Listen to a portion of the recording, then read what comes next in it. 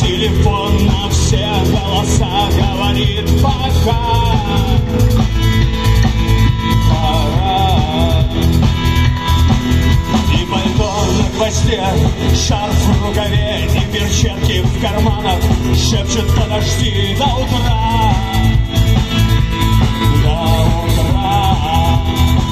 Но странный стук зовет в дорогу. Может сердце, а может стук в дверь.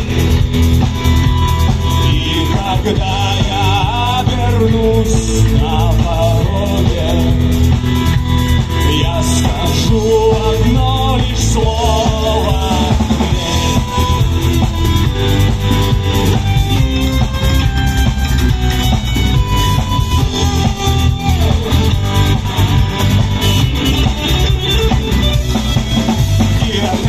вокзал, и опять к поездам, и опять проводник выдаст белье и чай.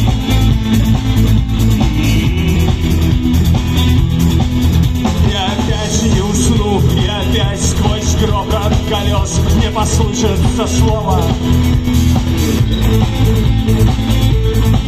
прощай.